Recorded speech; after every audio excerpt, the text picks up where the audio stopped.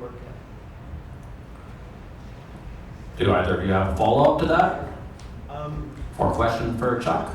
So, I mean, thanks for that, that Chuck. And I wanted to actually pick up something you said in your initial remarks, and you commented about my findings welcoming federal and provincial funding.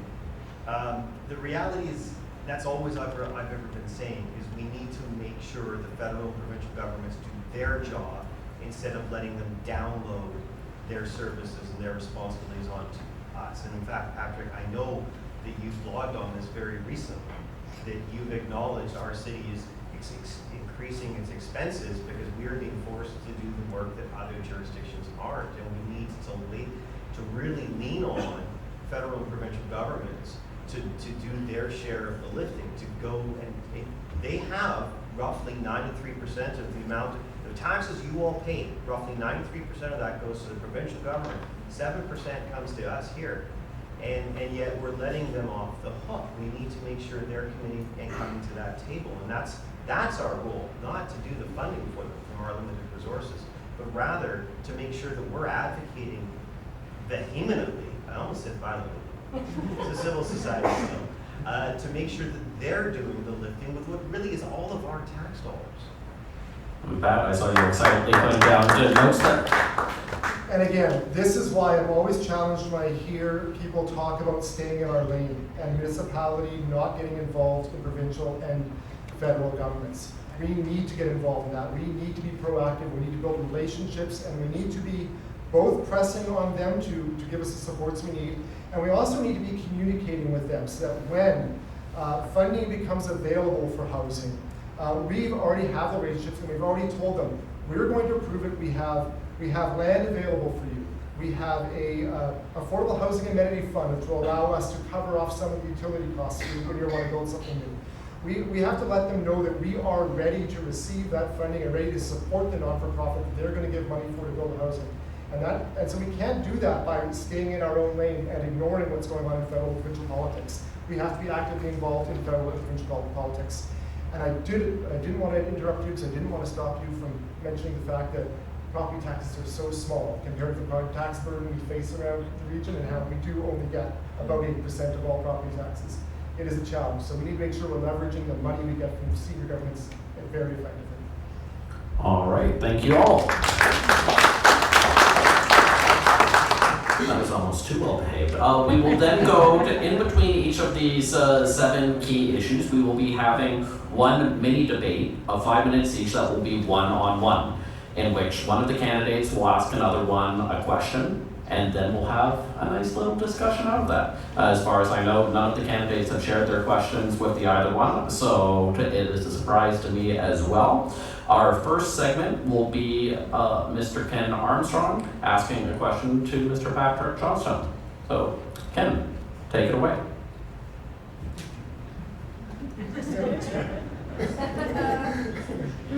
Chuck's going to be the referee.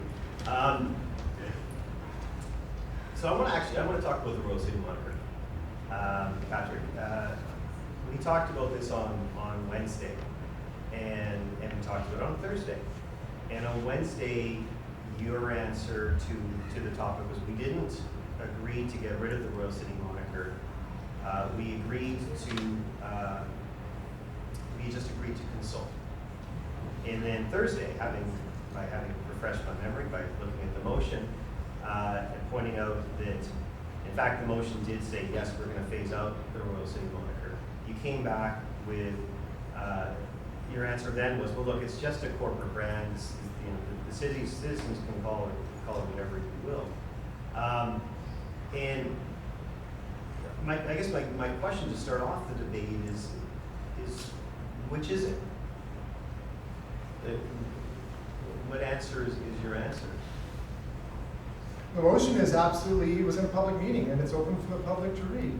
The city has not been using the Royal City in its corporate branding for a while, and we've already started to move away from that, and that happened years ago. And so we were talking about creating a new corporate brand, recognizing that we're no longer using that in our corporate branding. The moniker or the nickname, if you want to call it that, is something that belongs to, in my mind, it belongs to the city. It belongs to citizens of the city. It doesn't belong to city council. I curled the Royal City Curling Club. I mean, it's going to be called the Royal City Curling Club. So I think I voted for that motion because it's about having a conversation with our community about what our corporate brand is and what we're telling our partners, both provincially and regionally, about who we are. And I recognize that it's a difficult conversation for some people. I realize it's a challenging conversation with the community, but I've never shrunk away from having those challenging conversations with this community. And I think that it can be a positive conversation. And I think about how the city's having this conversation, but your soccer organization is no longer called Royal City Soccer. You changed to New West Soccer several years ago for, our local newspaper is not called the Royal City Record anymore. They call themselves the New West Record. I think when other people in the community that we interact with are moving away from this moniker, I think it's time for us to have a conversation about what that means and whether we're in the right path sticking with it or we aren't in the right path sticking with it. So honestly, this is not the biggest issue in the city. I'm surprised this is actually taking so much of our debate time. I think we have really important issues in the city, from homelessness to climate to whatever, to infrastructure. But I'm not afraid to have that conversation. I look forward to us having it, and I think that it's actually a productive, positive conversation. So just to clarify, when New West Soccer Club dropped the Royal City, it was for a couple of reasons, including that there was another Royal City Soccer Club in Metro Vancouver, and that we would find ourselves going to tournaments away or playing teams away and say, oh, Royal City, well, where's that from?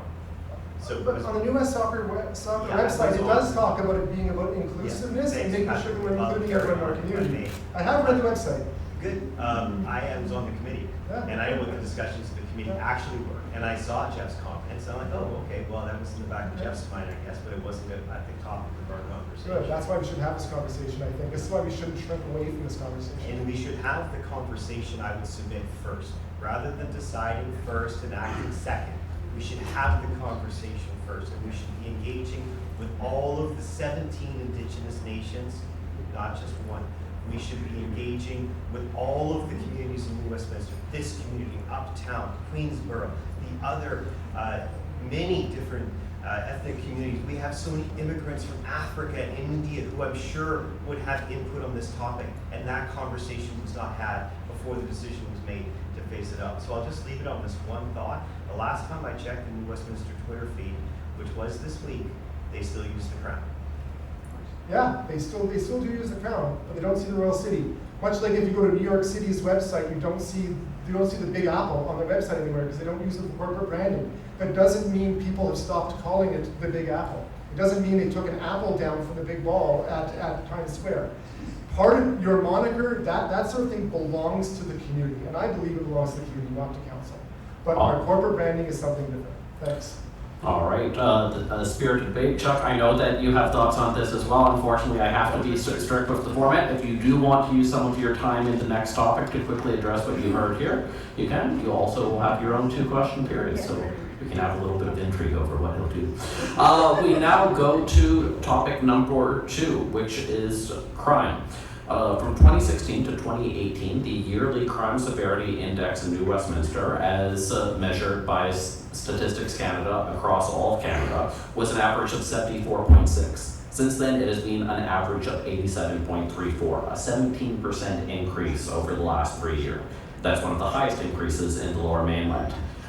Businesses in the area have expressed their concern over the safety of the area. The question is, do you believe that the downtown area is safe, and what strategies, bylaws, or lobbying effort should the city consider pursuing that they currently are not or not doing, in your mind, enough? We will start with Chuck Buckmeyer. Thanks. As I spoke about earlier, we did some creative things to deal with some of the problems that were happening.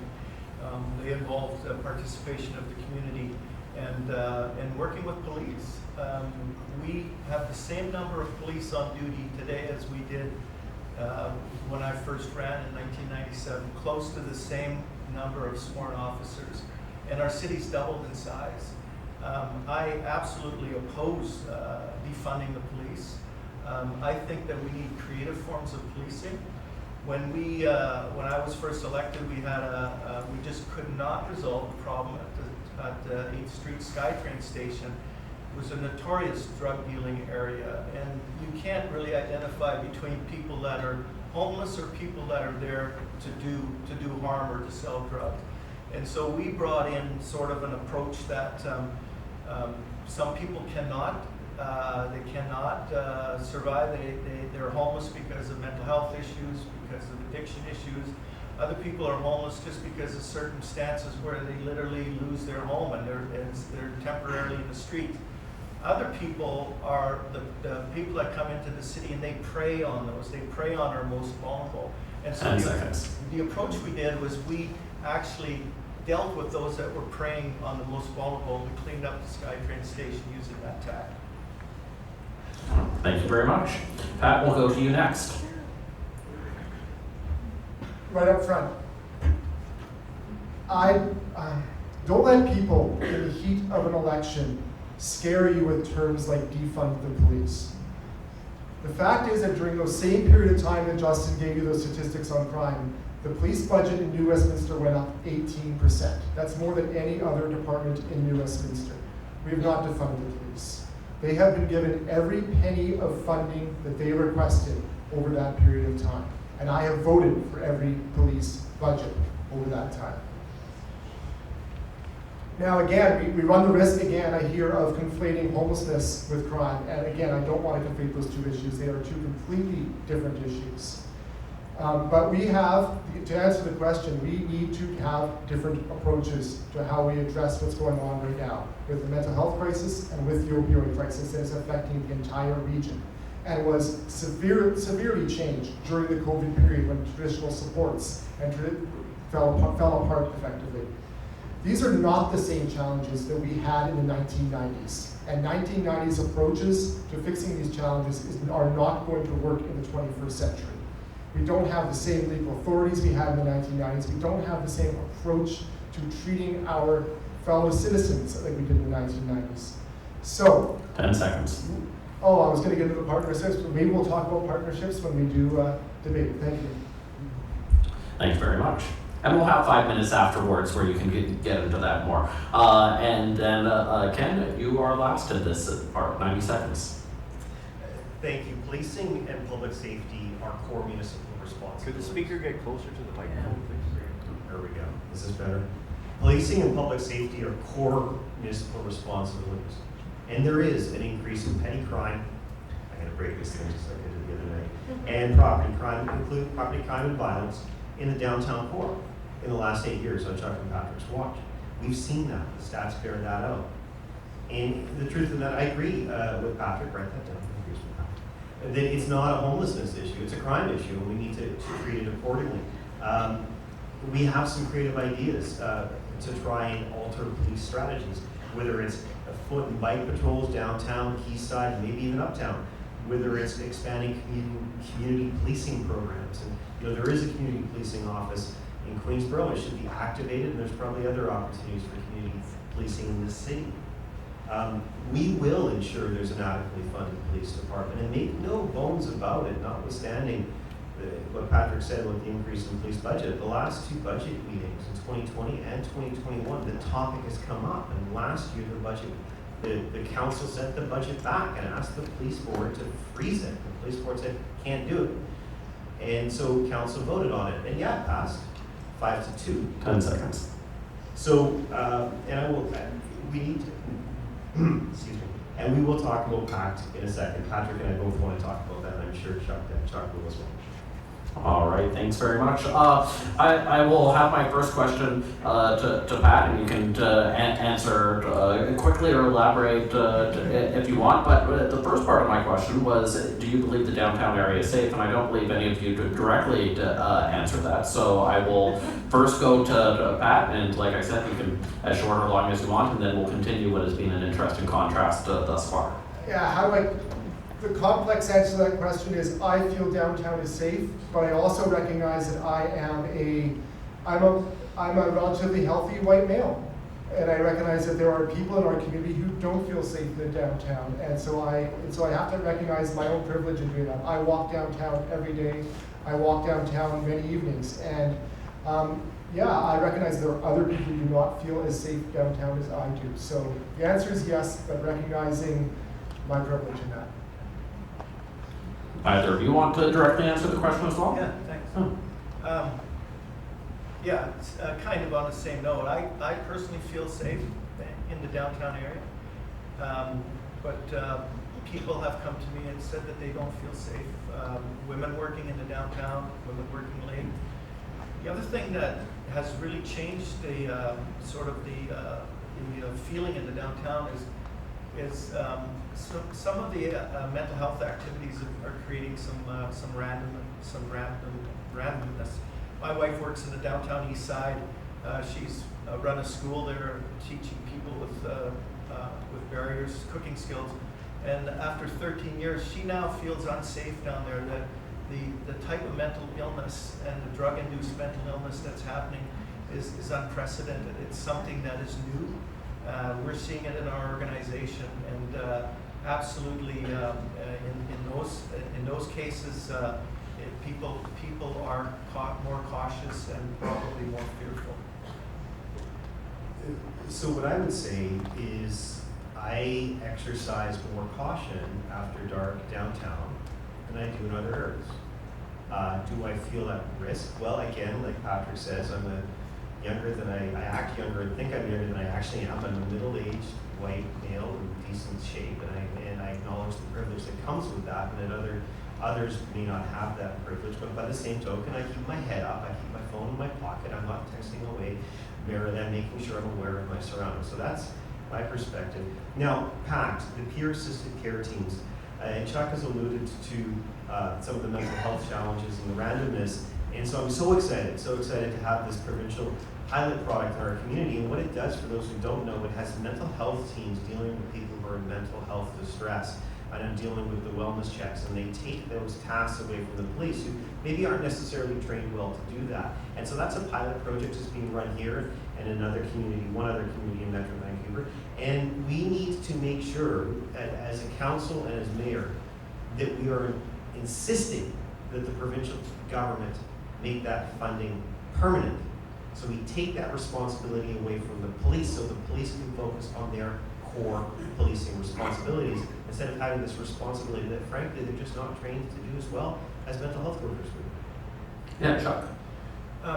Thanks. I hope the peer assisted care team is successful and doesn't endanger people.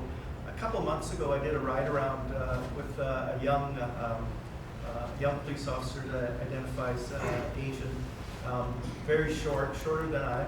And our first 3 calls were mental health related calls. The first one was a call in from somebody from out of town that had just got off the phone with a young woman that lived on Salter Street, having some major anxiety issues. The officer pulled up front. He called for a woman officer backup. The 2 of them went in there. I was so impressed with how they handled that case. And while we were driving, I talked about the peer assisted care team. And I said, how many calls do you get like this on a shift? Numerous. They get numerous calls. I hope the system works, and it's probably going to have to be used for the most critical cases. But I can't see it working for every call. When you have 8 police cars on duty on a Friday night, and each one has the first few calls are mental health calls. I hope we're not dreaming that we're going to be able to do something we can't. I really respect how those 2 officers handled it, and if that's the protocol that they're using to handle those mental health calls, we're in pretty good shape, and the 2 units combined will probably serve us really well. You got 30 seconds. I just want to say the PACT is an example of a partnership between the city, the Canadian Mental Health Association, and the provincial government. We've had great conversations with Minister Malcolmson and Mr. Farnworth about how that program will be supported through the dispatch problems we've been having with that program, but it will be unrolling this fall. And I think it's an example of innovative systems that we have to use, and it's important again that we have a very strong relationship between the police department and city council, because even though city council doesn't direct the police department's activities, our relationship with them and with the police board allows us to partner with us. They fully support this program, And I think that more innovative approaches like this need to be found, because these are not 1990s problems, folks. All right, thank you all for taking part in that section of the debate. We now go to the next candidate-to-candidate question period, where we will have Mr. Johnstone asking a question of Mr. Buckmeyer. So Pat, go ahead. Hi, Pat. Pat, just asked Jeff. Yeah, it's okay. So in October 2019, you brought a motion to council to rename Begbie Street. And in September the same year, you brought a motion to rename Sapperton Landing Park. In both of those cases, council defeated the motion because there had been no engagement with the broader community or even with most of the First Nations who may have been affected by this move. So you're running now on a promise of sort of fulsome community engagement before we do these types of things. And so my question would be, why does your voting record not reflect that value? Well, those motions weren't to directly, instantly rename. It was to start the process of renaming. Sapperton Park is owned by Metro Vancouver. And speaking with Metro Vancouver, they decided that that was a good start, was to get it locally on the board. I also was involved with the motion to remove the Judge Begbie statue, and that was a process of about 8 years of engagement with the Silcotin Nation up in the Williams Lake area, who for years had asked to remove Judge Begbie's statue. Judge Begbie was responsible for the wrongful execution of 5 of their chiefs in Conelamouth back in 1865. And so those motions were to start that conversation. The process of renaming Begbie Street, there's a process with Canada Post. There's a process with engaging the people that live there. So it wasn't a motion to just start ruling it out. The motion on the moniker on the Royal City, the mayor had even said he'd already started it in his office prior to us even passing the motion. This was not a motion to start instantly. This was a motion to start the engagement. Pat, any follow-up? Yeah, I mean, I'm curious about why we haven't had a conversation, why we would bring that motion, and again, we have not had a conversation with Musqueam, with Kwantlen, with Coquitlam, with the many nations who may have been affected by a decision like that. And again, I don't believe that Metro Vancouver was consulted, or even the people who lived on Begbie Street were consulted before that motion was brought. So I recognize that council pushed back on that because, for the exact reason that we did not have those conversations yet, we weren't ready in our reconciliation yet to do that work. So I'm just curious about why, you changed sort of your approach to that. I didn't change the approach. Actually, the Begbie motion is still sitting with the Reconciliation Task Force. It just hasn't come up on the agenda, but it's sitting in that task force for further discussion. So that's the motion was defeated by council. The motion on Begbie wasn't defeated by council. It was referred to the task force. It's in the task force now. So, and the motion on Sapperton Landing. The motion on Sapperton Landing is not in the task force. That motion on Sapperton Landing is as far as I see, is dead. But that discussion needs to happen with Metro Vancouver, who are the governors of Sapperton Landing instead of Metro Vancouver Park. Yeah. Okay. I think we agree now on the process. All right, seeing that exchange done 90 seconds early, we will stop and go to the next topic of conversation, and that is